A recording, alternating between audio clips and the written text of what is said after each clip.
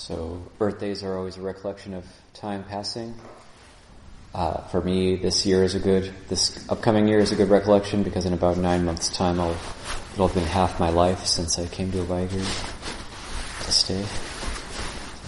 And also in Thailand, they have a nice tradition of giving gifts on your birthday rather than expecting to receive gifts. You give gifts. So, but for myself, with my current position of responsibility, there's different gifts I could give to choose from. Unfortunately, I'm not able to give the gift of teaching people how to use an Alaskan sawmill today, because I'll be having to give the gift of my time and attention. And so, but that gift will be given at some point. And it's so much more satisfying than receiving gifts. Giving gifts is so much more satisfying, I find, than receiving gifts. And I think back to like Christmas and birthdays, like when I was a kid, and like how I would anticipate getting gifts and then sometimes be kind of happy at the gift, but then sometimes be disappointed, like it wasn't what I wanted. It wasn't the right video game, it wasn't the right bike, there was something wrong with it. Or if it was what I wanted, then I would just get tired of it really quick, move on to the next thing.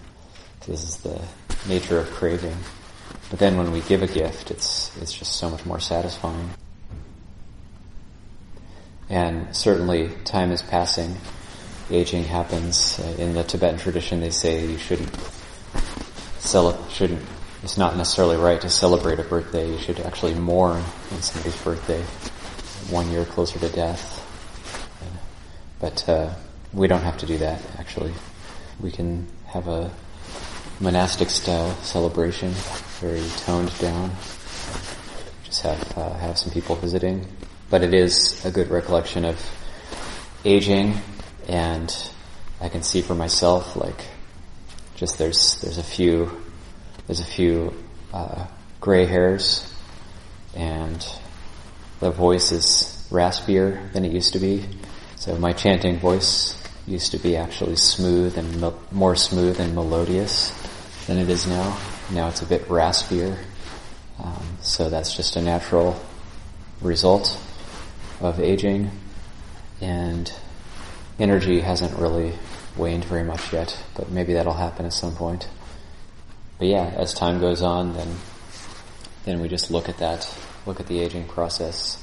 It's actually in the Vinaya, in the Bhikkhu's rules, it's a slight offense or a minor offense, a dukkata offense, or it's considered inappropriate to gaze at yourself in the mirror out of vanity. However, the commentary notes that it's actually okay to look in the mirror if you're looking for signs of aging as a contemplation. So, or if you're just doing something practical, like needing to shave or something, it's okay to look in the mirror. But to gaze at oneself longingly in the mirror is not to be done, according to the Vinaya rules. So that becomes easier and easier to keep as the aging process happens.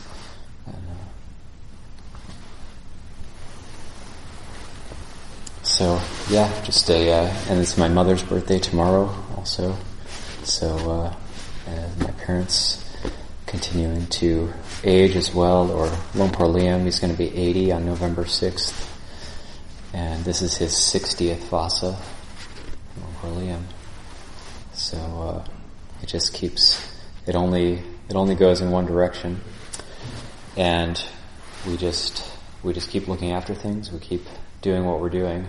And the whole reason for the practice is to be able to deal with these things and gain insight into these things. So, with that for reflection this morning.